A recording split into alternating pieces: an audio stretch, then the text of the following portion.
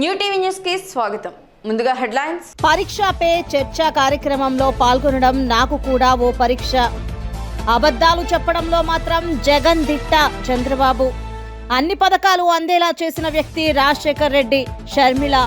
ఇక డీటెయిల్స్ చూస్తే, నరేంద్ర మోడీ నాయకత్వంలో కేంద్రంలోని బీజేపీ ప్రభుత్వం, జగన్మోహన్ రెడ్డి ఆధ్వర్యంలో ఆంధ్రాలోని వైకాపా ప్రభుత్వం, ఈ రెండు ప్రభుత్వాలు రాహు కేతువుల్లాగా దాపురించాయని, మోడీ ప్రభుత్వం దేశాన్ని అప్పుల భారత్గా మార్చారని కాంగ్రెస్ నేత తులసిరెడ్డి తెలియజేశారు. నరేంద్ర మోడీ గారి నాయకత్వంలోని కేంద్రంలోని బీజేపీ ప్రభుత్వం, జగన్మోహన్ రెడ్డి గారి నాయకత్వంలోని రాష్ట్రంలోని వైకాపా ప్రభుత్వం, ఈ రెండు ప్రభుత్వాలు కూడా రాహు కేతువులుగా దాపురించాయి. మోడీ ప్రభుత్వం ఈ భారతదేశాన్ని అప్పుల భారత్గా చేసింది. 1947 నుంచి 2014 వరకు 67 సంవత్సరాలలో పండిట్ నెహ్రూ మొదలుకొని మన్మోహన్ సింగ్ వరకు 13 మంది ప్రధానుల కాలంలో కేంద్ర ప్రభుత్వం చేసిన అప్పు 46 లక్షల కోట్ల రూపాయలైతే 2014 నుంచి 2023 వరకు 9 సంవత్సరాలలో నరేంద్ర మోడీ ప్రభుత్వం చేసిన అదనపు అప్పు 115 లక్షల కోట్ల రూపాయలు. ఈ విధంగా ఈ దేశాన్ని అప్పుల భారత్ చేసింది నరేంద్ర మోడీ ప్రభుత్వం. ఇక రెండవది, ఈ దేశాన్ని అమ్మేస్తా ఉంది బీజేపీ ప్రభుత్వం. నౌకాశ్రయాలు, విమానాశ్రయాలు, రైల్వే స్టేషన్లు, ప్రభుత్వ రంగ సంస్థలు తెగ అమ్మేస్తా ఉంది. మేమిద్దరము మాకిద్దరు అని కుటుంబ నియంత్రణ స్లోగన్ లాగా ఇద్దరు గుజరాతీలు అమ్మేవారు, ఇద్దరు గుజరాతీలు కొనేవారు. అమ్మేవారు నరేంద్ర మోడీ, అమిత్ షా, కొనేవారు అదానీ, అంబానీ. ఈ సందర్భంగా చింతామణి నాటకములోని భవానీ శంకర్ పద్యం జ్ఞాపకానికి వస్తా ఉంది.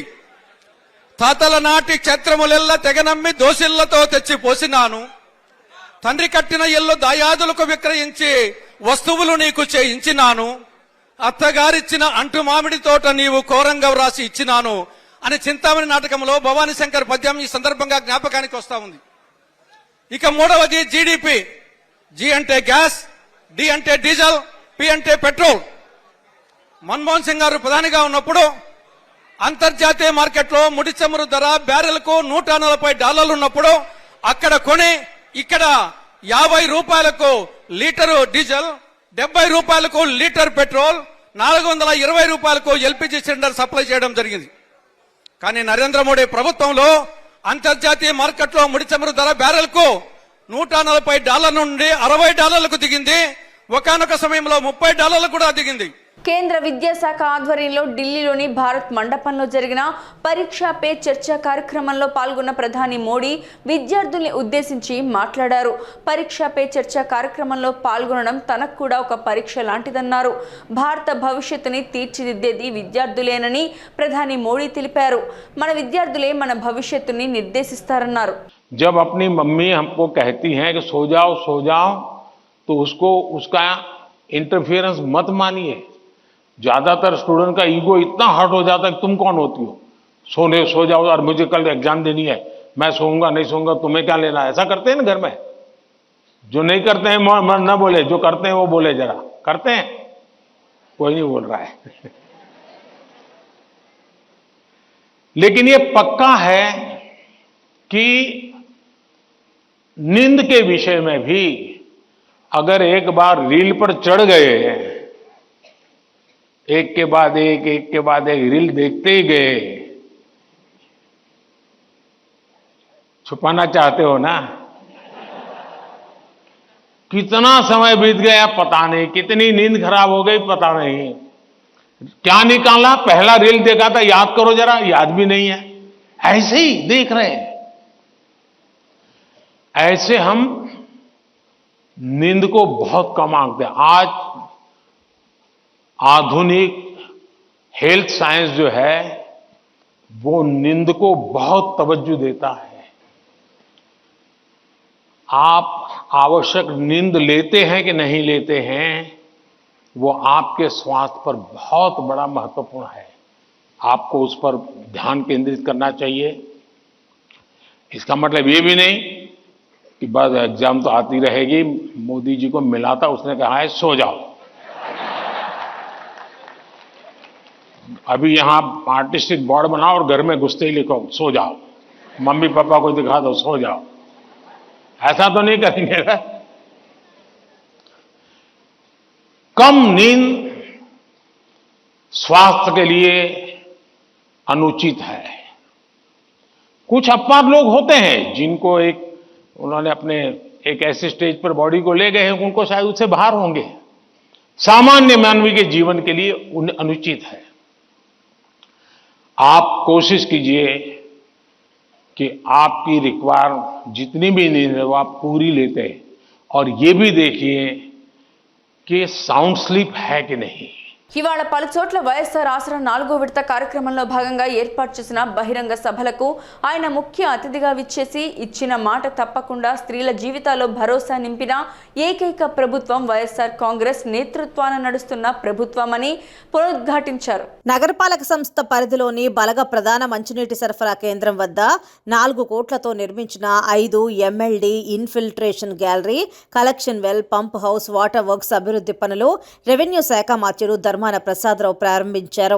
అనంతరం నగరపాలక సంస్థ పరిధిలో బలగ వద్ద ఏర్పాటు చేసిన సభలో, అలానే గారె ఎంపీడీఓ కార్యాలయం ప్రాంగణాన ఏర్పాటు చేసిన సభలో మాట్లాడారు. ఈ 2 చోట్ల ఏర్పాటు చేసిన వైఎస్ఆర్ ఆసరా 4వ విడత పంపిణీ కార్యక్రమానికి మంత్రి ధర్మాన ముఖ్య అతిథిగా విచ్చేశారు. ఈ సందర్భంగా ఆయన మాట్లాడారు. ఈ పాలకొండ రోడ్లో 2 వైపులు ఉన్నటువంటివి, ఇక్కడ వరకు గుడి వీధి వరకు, ఇక్కడ ఆదివరపేట, ఈ ప్రాంతాలన్నింటికి ఎక్కడెక్కడైతే త్రాగేందుకు నీరు సఫిషియెంట్గా అందడం లేదో అవన్నిటికీ అవసరమైన నీరు ఇవ్వాలని ఇక్కడ 4 కోట్లు ఖర్చు పెట్టి ఇవన్నీ తీరక వారు సంపాదన చేస్తున్నటువంటి మొత్తం చాలక ఒక రకమైనటువంటి అశాంతి ఉండేది ఇళ్లలో. మీరు బాగా మైండ్ పెట్టి ఆలోచించండి, పట్టణాల్లో ఉన్న వాళ్ళు కనుక తెలిస్తే. అశాంతి అంటే ఏంటంటే కోడలికి అత్తకి చిన్న మనస్పర్ధలు, కోడలికి మామకి, తండ్రికి కొడుక్కి, మనవడికి తాతకి ఏదో ఒక రకమైన అసంతృప్తి ఉండేది. నాకు పట్టించుకోలేదు, నాకు ఈ పండుగకి మంచి బట్టలు కొనలేదు, నా అవసరాలకి మందులు ఇవ్వలేదు, ఏంటి ఎక్కడికో ఇల్లు 4 రోజులు వెళ్ళొద్దామంటే ఈ కుటుంబం భారం అంతా మొయ్యలేకపోతుందని. మా లాంటి వాళ్ళ బ్రతుకులు ఇంతే అనుకుంటాను. స్వాతంత్రం వచ్చినా ఒకటే, రాకపోయినా ఒకటే. మా జీవన ప్రమాణాలు ఏమీ పెరగలేదు, మాకు ఒక గూడు ఏర్పడలేదు, పిల్లలు చదువుకుందామంటే చదువుకోవడానికి అవకాశం లేదు.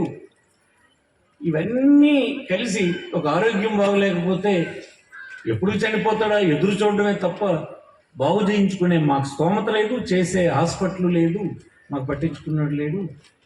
ఇట్లా ఆవేదన చెందుతున్నటువంటి లక్షలాది కుటుంబాలకి ఇన్ని సంవత్సరాల తర్వాత మనమైనా ఇలాంటి పనులన్నీ కూడా ప్రభుత్వాలతో ముడిపడి ఉంటాయి, ప్రతినిధులతో ముడిపడి ఉంటాయి. వాళ్ళు ఏమాత్రం శ్రద్ధ వహిస్తే జరిగాయి అన్నది చెప్పడం అవసరం కదా. మరి మీరు గెలిపించవలసిన మీరు విషయాలన్నీ తెలిస్తే చైతన్యంగా ఒక నిర్ణయం తీసుకుంటారన్నది ఉద్దేశం. మేము ఒక నిర్ణయం తీసుకున్నాము. ఈ 5 సంవత్సరాలు స్వాతంత్రం వచ్చింది, పూర్తయిపోతుందని అక్కడే చెప్పాను మీకు. ఆ సమస్య పూర్తవుతుందని, ఈ మరింత నీరు అందుకోబోతున్నటువంటి ఇక్కడికి వచ్చినటువంటి సోదరి మనందరికీ కూడా హృదయపూర్వక శుభాకాంక్షలు తెలియజేస్తున్నాను. రాష్ట్రాన్ని అడ్డగోలుగా విభజించిన కాంగ్రెస్ పార్టీలో చేరి రాష్ట్ర అధ్యక్షురాలు అయిన వైఎస్ షర్మిలారెడ్డి వేషం కాంగ్రెస్ పార్టీదే అయినా స్క్రిప్ట్ మాత్రం చంద్రబాబుదే అని స్పష్టమవుతోందని, తెలంగాణలో పార్టీ పెట్టినప్పుడు జాలి ఉండేది, రాష్ట్రాన్ని నాశనం చేసిన కాంగ్రెస్లోకి చేరి అది కూడా పోగొట్టుకుందని, షర్మిల మాట్లాడే మాటలకు అర్థం లేదని రాష్ట్ర మంత్రి ఆర్కే రోజా అన్నారు. ఆవిడ వేసుకున్న వేషం కాంగ్రెస్ది, మాట్లాడే స్క్రిప్ట్ చంద్రబాబు నాయుడుది. మళ్ళీ చంద్రబాబు నాయుడుతో మమ్మల్ని కలిపినట్టు మాట్లాడుతుంది. ఆవిడ చంద్రబాబు నాయుడిని కలిసిన తీరు మీరు చూశారు, పవన్ని కలిసిన తీరు చూశారు. కాబట్టి ఈరోజు ఆమె మాటలకి క్రెడిబిలిటీ లేదు అనేది కూడా స్పష్టంగా చెప్తున్నారు. రాజశేఖర రెడ్డి గారి బిడ్డగా ఉన్నప్పుడు ప్రేమ అభిమానం ఉంటుంది రాజశేఖర రెడ్డి గారి అభిమానులకి.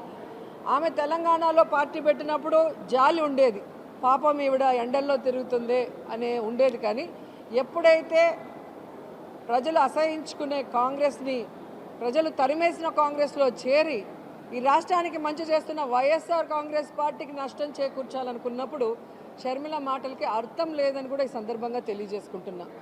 ఎందుకంటే షర్మిల గారు తెలంగాణలో పార్టీ పెట్టినప్పుడు స్పష్టంగా చెప్పింది, నేను ఇక్కడే పుట్టాను, ఇక్కడే చదువుకున్నాను, ఇక్కడే పెళ్లి చేసుకున్నాను, నా ప్రాణం ఉన్నంత వరకు ఈ తెలంగాణ ప్రజలకి కష్టం వచ్చినా నష్టం వచ్చినా అండగా ఉంటానని చెప్పింది.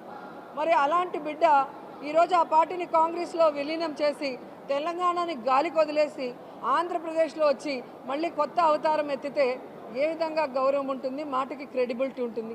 ఈరోజు జగన్మోహన్ రెడ్డి గారిని చూడండి, పావురాల గుట్టలో ఇచ్చిన ప్రామిస్ని ఫుల్ఫిల్ చేయడానికి ఎన్ని అవమానాలు, ఎన్ని కష్టాలు, ఎన్ని తప్పుడు కేసులు పెట్టి జైల్లో పెట్టినా ఏ రోజు కూడా ఎవరికి కమిట్ అవ్వలేదు, ఎవరికి తల వంచలేదు, ఈ రోజుటి వరకు ఎవరితో కలిసి పొత్తు పెట్టుకొని ఎన్నికలకు వెళ్ళలేదు. కాబట్టి ఎవరో ఏదో చెప్తే ప్రజలు నమ్మేస్తారనుకుంటే అది పిచ్చి, వాళ్ళ పిచ్చి. జగనన్న ఎవరితో పొత్తు పెట్టుకోవాల్సిన అవసరం లేదు, అది స్పష్టంగా ఆయన అనేక సార్లు చెప్పారు. భవిష్యత్తులో కూడా కేంద్రంలో ఎవరు అధికారంలోకి వస్తారో వాళ్ళు రాష్ట్ర ప్రయోజనాలకి సపోర్ట్ చేస్తే వాళ్ళకి బయట నుంచి సపోర్ట్ చేస్తానని చెప్పడం అనేది కూడా మీరు గమనించారు. సత్తెనపల్లి మండలంలోని తొండపి గ్రామంలో జరిగిన సంఘటన కన్నాపై దాడి కాదని, ఇది వైసీపీ టీడీపీ ఇరు వర్గాలు పరస్పర దాడి చేసుకున్నాయని మంత్రి అంబటి రాంబాబు స్పష్టం చేశారు. మంత్రి అంబటి ఏరియా వైద్యశాలలో తొండపి గ్రామంలో జరిగిన దాడిలో గాయపడిన వైసీపీ కార్యకర్తలను పరామర్శించారు. ఈ సందర్భంగా ఆయన మాట్లాడుతూ అంబటి ఆధ్వర్యంలో ఈ దాడి జరిగిందని కన్నా మాట్లాడడం దురదృష్టకరమన్నారు. తొండపి గ్రామంలో నా ప్రత్యర్థి కన్నా లక్ష్మీనారాయణ గారు ప్రచారానికి వెళ్ళినప్పుడు కొంత ఘర్షణ జరిగింది. కన్నా లక్ష్మీనారాయణ గారు నిన్న నా మీద చాలా పెద్ద ఆరోపణలు చేశారు. అక్కడ ఉన్నటువంటి వైసీపీ కార్యకర్తలు గంజాయి తాగి నా ప్రోద్బలంతో ఆయన మీద రాళ్లు రుద్ది హత్య చేయడానికి ప్రయత్నం చేశారని, అదృష్టవశాత్తు ప్రాణాపాయం లేకపోకుండా ఆయన బయట పడ్డాడని, దానికి స్థానికంగా ఉన్న మంత్రి ప్రోత్సాహం ఉంది అనేటువంటి మాట మాట్లాడి రాజకీయంగా లబ్ధి పొందాలనేటువంటి ఒక ప్రయత్నం చేయటం చాలా దురదృష్టకరం. నా మీద బురదలటం అనేది చాలా బాధాకరమైనటువంటి అంశం అనేది కాదు. నేను 12 సంవత్సరాల నుంచి సత్తెనపల్లి నియోజకవర్గంలో రాజకీయాలు చేస్తున్నాను. ఇప్పుడు కూడా తగాదాలను ప్రోత్సహించడం, దాడులను ప్రోత్సహించడం, హత్యలు చేయించే కార్యక్రమాలు నాకు ఇష్టవు, నచ్చవు. ఆ పద్ధతి కూడా నాకు తెలియదు. తొండపి గ్రామం అనేది చాలా కాలం నుంచి ఫ్యాక్షన్ విలేజ్. పోయినసారి నేను ఎంపీ గారు, ఇప్పుడు ఎంపీగా ఉండి మన రాజీనామా చేసిన శ్రీకృష్ణదేవరాయలు గారు ఇద్దరం ఇలాగే ఎన్నికలకు ముందు వెళ్ళినప్పుడు మా మీద కూడా రాళ్ళు రుద్దినటువంటి సంఘటన బహుశా మర్చిపోయింటారు చాలా మంది. మా మీద కూడా రాళ్ళు రుద్దారు. నిన్న జరిగిన సంఘటన ఏంటంటే పరస్పరం రాళ్ళు రుద్దుతున్నారు. ఎవరు రువ్వారు ముందు, ఎవరు రువ్వలేదు అనే విషయాలు నాకు తెలియదు, కానీ ఇన్వెస్టిగేషన్ తప్పనిసరిగా తేలుతాయి. ఇవాళ ఇద్దరు మా వైసీపీ కార్యకర్తలు గాయాలు తగిలితే వారి ఆసుపత్రిలో ఉంటే పలకరించడానికి వచ్చాము. పరస్పరం రాళ్ళు రువ్వుతున్నారు. ఇటు తెలుగుదేశం వారు, అటు మా పార్టీకి సంబంధించిన వారు ఇద్దరు పరస్పరం రాళ్ళు రువ్వుతున్నారు. కొద్దిగా చిల్లర మల్లరగా కొన్ని దెబ్బలు తగిలాయి. ఈ పోలీస్ బాగా యాక్ట్ చేయటం వల్ల పెద్ద ప్రమాదం తప్పింది, అంటే బాగా కుట్టుకునేటువంటి ప్రమాదం తప్పిందని ఈ సందర్భంగా నేను మనం చేస్తాను. దీన్ని నా మీద బురదల్లి నేనేదో రాజకీయంగా వాటిని అణగదొక్కడం కోసం తగాదాలు ప్రోత్సహిస్తున్నాను ఇటువంటి మాట కన్నా లక్ష్మణ్ గారు మాట్లాడటం చాలా దురదృష్టకరం. దాన్ని నేను తీవ్రంగా ఖండిస్తున్నాను. ఇక రెండో అంశం ఏంటంటే, మొండపి లాంటి కొద్దిగా వాతావరణం బాగున్నటువంటి గ్రామాలు వెళ్ళేటప్పుడు ఎవరైనా పోలీసుకి ఇన్ఫార్మ్ చేస్తారు, పర్మిషన్ తీసుకుంటారు. కనీసం కన్నా లక్ష్మణ్ గారు పర్మిషన్ తీసుకోకపోయారు, కనీసం కాగితం కూడా పెట్టలేదు. నేను తొండపి గ్రామం వెళ్తున్నాను అనేటువంటి కాగితం కూడా, ఊరేగింపుగా వెళ్తున్నాను, మైక్ పెట్టుకుంటున్నాను, బహిరంగ అభివృద్ధి చేయటం చేత కాదు, జీవితాల్లో వెలుగు తీసుకురావడం చేత కాదు, సంపద సృష్టించడంలో చేత కాదు, కన్నార్పకుండా అబద్ధాలు చెప్పడంలో మాత్రం జగన్ దిట్ట అని చంద్రబాబు ఎద్దేవా చేశారు.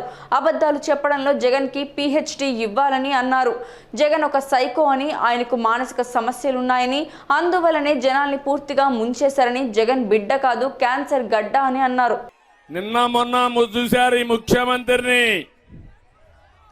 అభివృద్ధి చేయడం చేత కాదు, మీ జీవితాల్లో వెలుగు తేవడం చేత కాదు, సంపద సృష్టించడం అంతకంటే చేత కాదు, కన్నార్పకుండా అబద్ధాలు చెప్పడంలో దిట్ట. దానికి మాత్రం ఈయనకి PhD ఇవ్వాలి మనందరం కలిసి. ఒక విచిత్రమైన వ్యక్తి, ఒక సైకో, మానసిక సమస్యలుండే వ్యక్తి ఈ వ్యక్తి. అందుకే మనలందరినీ నిండా ముంచేశాడు. మళ్ళీ మీ దగ్గరికి వస్తాడు, మీ బిడ్డ అంటాడు. మీరు చెప్పాలి, నువ్వు మా బిడ్డ కాదు, ఈ రాష్ట్రానికి క్యాన్సర్ గడ్డవి, నువ్వు నాకు అవసరం లేదని మీరు చెప్పాలి. ఈ ప్రాంతం అంతా కూడా బీసీలో ఉన్నా కాదా అని మిమ్మల్ని అడుగుతున్నా. ఏ బీసీకైనా న్యాయం చేశాడా అని మిమ్మల్ని అడుగుతున్నా.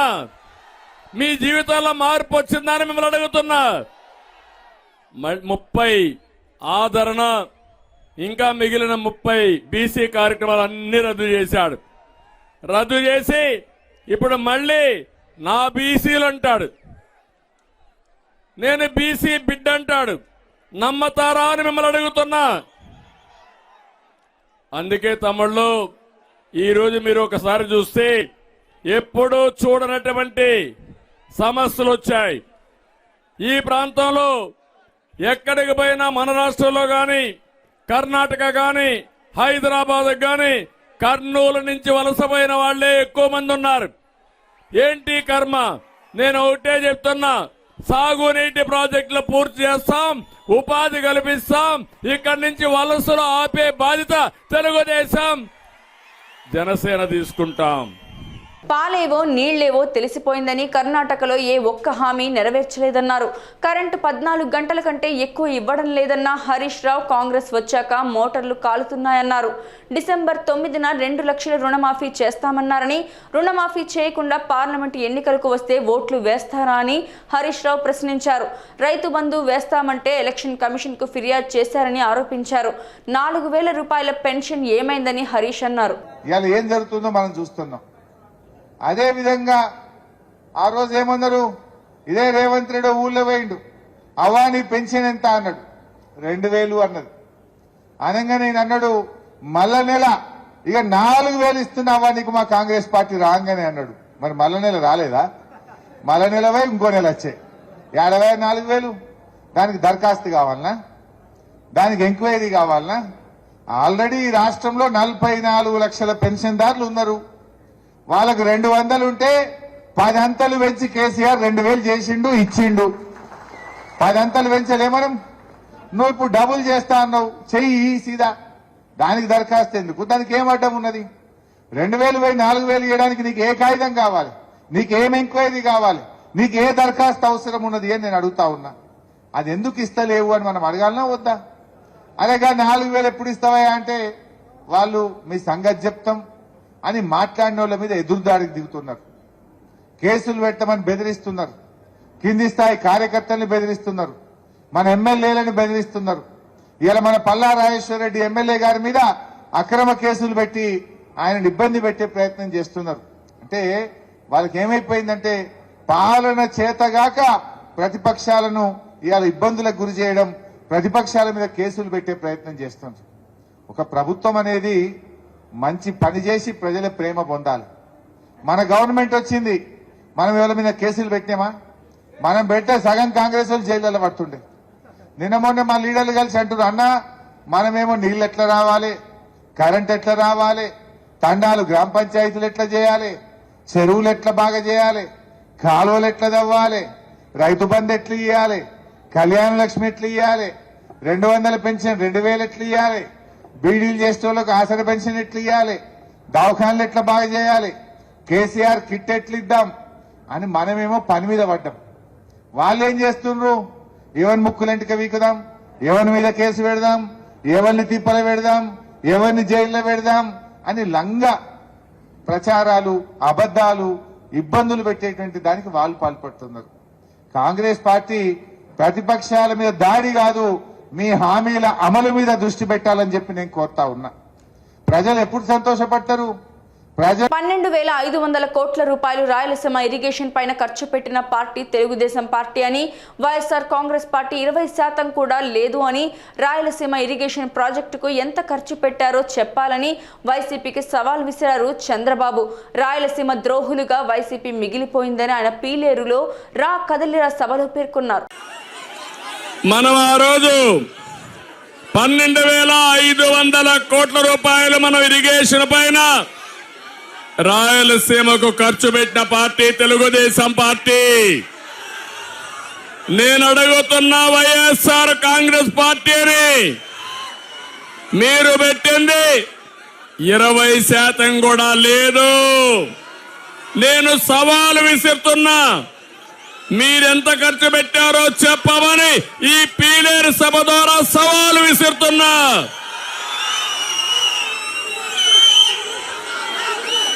రాయలసీమ ద్రోహులుగా మిగిలిపోయారు.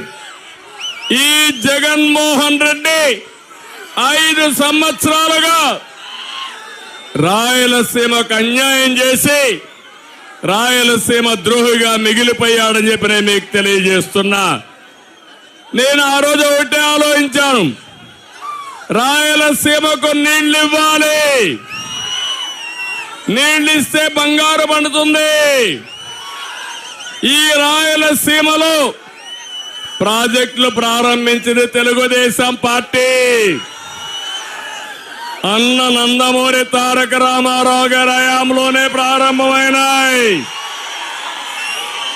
తెలుగు గంగ, హంద్రి నీవ, గాలేరు నగరి అన్ని ప్రాజెక్టులు ఆ రోజు ప్రారంభించిన ప్రాజెక్టులే. దాన్ని పూర్తి చేసేదే బాధ్యత కూడా తెలుగుదేశం పార్టీది. ఇప్పుడున్న నాయకులు పెద్ద పెద్ద కోటలు కట్టుకున్నారు, కానీ రాజశేఖర్ ముఖ్యమంత్రిగా ఉన్నప్పుడు ఏ మంత్రి చేయని విధంగా ఆలోచనలు చేశారు. రచ్చబండలు పెట్టి ప్రజల్లోకి వెళ్ళాలి, వాళ్ళకి అన్ని పథకాలు అందేలా చేసిన వ్యక్తి రాజశేఖర్ రెడ్డి అని, అది ఆయన మార్క్ అని షర్మిల పేర్కొన్నారు. పార్టీలకు అతీతంగా, ప్రాంతాలకు అతీతంగా అందరూ ప్రజలను సమానంగా ప్రేమించడం వైఎస్ఆర్ మార్క్. ప్రజలకు అందుబాటులో ఉండడం, ప్రజా దర్బార్ వల్ల ప్రజలకు నిత్యము అనుక్షణం అందుబాటులో ఉండడం వైఎస్ఆర్ మార్క్.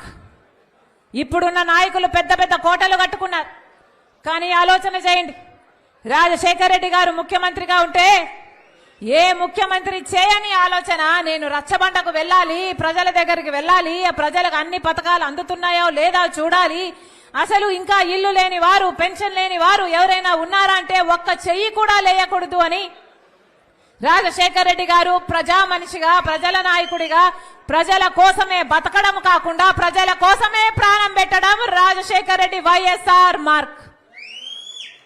ఇది రాజశేఖర్ రెడ్డి గారి రాజకీయ ప్రస్థానం. ఇది రాజశేఖర్ రెడ్డి గారి తెలుగు ప్రజల గుండెలతో ప్రస్థానం, తెలుగు ప్రజల తోతన ప్రస్థానం. ఇలా పరిపాలన చేశాడు రాజశేఖర్ రెడ్డి గారు. ఈ కడప జిల్లా రాజశేఖర్ రెడ్డి గారు ఎంతో చేశారు. నా ప్రజలు, నాకు ఓట్లేసిన ప్రజలు, నన్ను గెలిపించిన ప్రజలు, నన్ను మోసిన ప్రజలు అని రాజశేఖర్ రెడ్డి గారు కడప జిల్లాకు ఎంతగానో అమితంగా ప్రేమించాడు రాజశేఖర్ రెడ్డి గారు. అసలు రాజశేఖర్ రెడ్డి గారు ఉన్నప్పుడు ఎంత చేయాలనుకున్నాడు, ఎంతో చేశాడు రాజశేఖర్ రెడ్డి గారు. కానీ బ్రతికుంటే ఇంకా ఎంతో చేసేవాడు రాజశేఖర్ రెడ్డి గారు. రాజశేఖర్ రెడ్డి గారు బ్రతికుంటే కడప జిల్లా, కడప స్టీల్స్ ఫ్యాక్టరీ వచ్చేది రాజశేఖర్ రెడ్డి గారు బ్రతుకుంటే. రాజశేఖర్ రెడ్డి గారి హయాంలోనే 20,000 కోట్ల రూపాయలతో రాజశేఖర్ రెడ్డి గారు దానికి ప్రారంభోత్సవం కూడా చేశారు. కానీ ఆ తర్వాత వచ్చిన ప్రభుత్వాలు దాన్ని పట్టించుకోలేదు. 25,000 మంది బిడ్డలకు ఉద్యోగాలు వచ్చేవి, దాదాపు 1,00,000 మందికి పరోక్షంగా ఉద్యోగాలు ఇచ్చే ప్రాజెక్ట్ ఇప్పుడుందా? కడప స్టీల్ ఫ్యాక్టరీ అసలు ఒక కలలాగా మిగిలిపోయింది. విభజన హామీ అయినప్పటికీ చంద్రబాబు గారు ముఖ్యమంత్రిగా 5 సంవత్సరాలు ఉన్నారు, కానీ 5 సంవత్సరాలలో ఆయన పర్సూ చేయలేదు. ఇప్పుడు జగనన్న గారు ముఖ్యమంత్రిగా ఉన్నారు, ఈయన గాలి కొదిలేశారు. చంద్రబాబు గారు మళ్ళీ శంకుస్థాపన చేశాడు 18,000 కోట్లతో అని. మళ్ళీ జగనన్న 5 సంవత్సరాలుగా పాలనలో ఉండి ఇప్పటి వరకు చేసింది చెప్పాలి, లేదా మళ్ళీ అధికారంలోకి వస్తే ఇక మీదట చేసేది మాట్లాడాల్సింది పోయి సంస్కారం లేకుండా రాజకీయ చరిత్రలో ఎన్నడూ లేని విధంగా సభలో ప్రతిపక్ష నాయకుల కటౌట్లు, పంచింగ్ బ్యాగ్లు ఏర్పాట్లు చేసి ప్రజలను రెచ్చగొట్టారని నాదెండ్ల మనోహర్ ఆగ్రహం వ్యక్తం చేశారు. ఒక చక్కటి సమావేశం ఏర్పాటు చేసుకుని 5 సంవత్సరాలు మీ ప్రభుత్వ పరిపాలన పూర్తవుతున్న సందర్భంగా మీరు ఏ విధంగా పరిపాలించారో మరొకసారి ప్రజలు మీకు అవకాశం కల్పిస్తే ఏ విధంగా పరిపాలించబోతున్నారో అటువంటి అంశాలపైన మాట్లాడాల్సింది పోయి సంస్కారం లేకుండా రాజకీయ చరిత్రలో ఆంధ్రప్రదేశ్లో ఎన్నడూ లేని విధంగా ఒక రాజకీయ సభలో ప్రతిపక్ష నాయకులు మా పార్టీ అధ్యక్షులు పవన్ కళ్యాణ్ గారిపైన, అదేవిధంగా చంద్రబాబు నాయుడు గారిపైన, ఇతర పార్టీ నాయకులపైన కటౌట్లు ఏర్పాటు చేసి అదొక ఎటువంటి ఆనందమో నేను చెప్పలేను, పైశాచిక ఆనందం అనుకుంటా. బహుశా పంచింగ్ బ్యాగులు ఏర్పాటు చేసి లక్షల మంది వచ్చారు, లక్షల మంది సమక్షంలో ఈ కటౌట్ల దగ్గర పంచింగ్ బ్యాగులు ఏర్పాటు చేసి రాజకీయ ప్రయాణంలో ఆంధ్రప్రదేశ్లో ఎన్నడూ లేని విధంగా రెచ్చగొట్టడానికి ముఖ్యమంత్రి చేసిన ప్రయత్నాన్ని మేమందరం కూడా ముక్త కంఠంతో ఖండిస్తున్నాం. ప్రజాస్వామ్యబద్ధంగా ప్రజలు మీకు 151 స్థానాలు అందించిన సందర్భంగా మీరు అందించాల్సిన పరిపాలన వదిలేసి ఒక law and order situation create చేయాలి, ప్రజల్ని రెచ్చగొట్టాలి, వ్యక్తిగతంగా నాయకులపైన ప్రెస్ మీట్లు పెట్టి దూషించి ఉపన్యాసాలకి గొంతు చించుకుని అరిచినంత మాత్రాన ఈ రాష్ట్ర ప్రజలు మీరు చేసిన ఈ కార్యక్రమాన్ని అభినందిస్తారనుకోవడం చాలా పొరపాటు. అసలు జగన్మోహన్ రెడ్డి గారు ఈ కార్యక్రమాన్ని ఎంత నాన్ సీరియస్గా చేశారంటే దేనికి సిద్ధం? రాష్ట్ర ప్రజలు ఎప్పుడూ సిద్ధమయ్యారు మిమ్మల్ని ఇంటికి పంపించడానికి. మీరు పరిపాలన చేతగాక ఈ రోజున రాష్ట్ర వ్యాప్తంగా అన్ని రహదారులపైన అన్ని పట్టణాల్లో కూడా అద్భుతంగా మా పరిపాలన జరిగిపోయింది, మేము సిద్ధమని మీరు చెప్పుకుంటున్నారే, దేనికి సిద్ధమయ్యారు మీరు? అసలు కనీసం ఒక సంస్కారం లేని వ్యక్తిగా మిగిలిపోయే పరిస్థితి మీరే తెచ్చుకున్నారు ఈరోజు రాష్ట్రం. దేశంలోనే ఎక్కువ అప్పు ఉన్న రైతాంగం మన రాష్ట్రంలోనే ఉంది అని, ఎక్కువ మంది రైతులు ఆత్మహత్యలు చేసుకుంది కూడా మన రాష్ట్రంలోనే. మళ్ళీ రైతులకి మంచి రోజులు వస్తాయని, టీడీపీ అధికారంలోకి వస్తే రైతులకు మేలు జరుగుతుందని, పోలవరం పక్కనే పెట్టుకొని కూడా జగన్ దాన్ని పూర్తి కానివ్వకుండా దుర్మార్గపు పాలన చేశారని చంద్రబాబు పేర్కొన్నారు. రాష్ట్రంలో మన రాష్ట్రం ఉంది. నేను ఒకటే హామీ ఇస్తున్నా మీ అందరికీ, మళ్ళీ మంచి రోజులు వస్తాయి, రైతు రాజ్యం వస్తుంది, రైతుకు న్యాయం చేసే బాధ్యత మాదని మరొక్కసారి రైతులందరికీ హామీ ఇస్తున్నా. దుర్మార్గుడు ఎంత ఇదంటే పక్కనే పోలవరం ఈ రాష్ట్రానికి ఒక వరం. 72% పూర్తి చేశా. అలాంటి దాన్ని ఎత్తకపోయి గోదావరిలో కలిపేశాడు. డయాఫామ్ వాల్ పోయింది, కాఫర్ డ్యాములు పోయినాయి, గైక్ బండి పోయింది.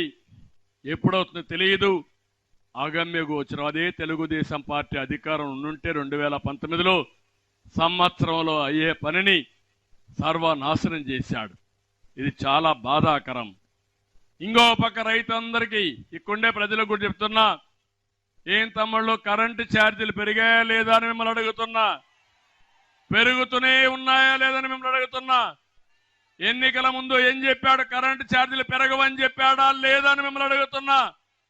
9 సార్లు పెంచారు, 56,000 కోట్ల రూపాయలు పెంచారు.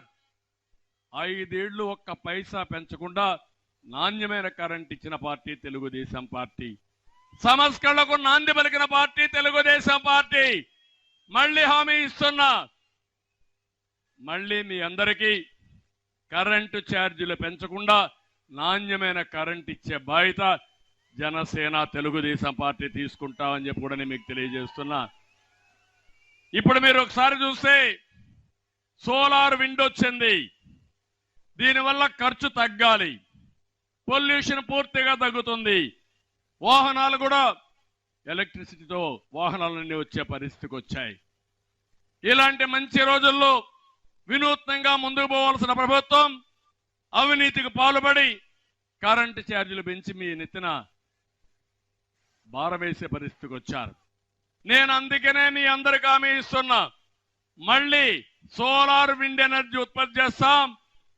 మీ పొలంలోనే మీరు కరెంట్ ఉత్పత్తి చేసుకుని మీకెంత కావాలో కరెంటు ఉపయోగించుకుని మీకు మిగులుంటే డిపార్ట్మెంట్కి ఇచ్చి తద్వారా మీ వార్తలు ముగించే ముందు హెడ్లైన్స్ మరోసారి. పరీక్ష పే చర్చ కార్యక్రమంలో పాల్గొనడం నాకు కూడా ఓ పరీక్ష. అబద్ధాలు చెప్పడంలో మాత్రం జగన్ దిట్ట చంద్రబాబు. అన్ని పథకాలు అందేలా చేసిన వ్యక్తి Rajasekhar Reddy Sharmila. New TV news ఇంతటితో సమాప్తం. తిరిగి రేపటి బులెటిన్లో మళ్ళీ కలుసుకుందాం. అంతవరకు సెలవు. నమస్కారం.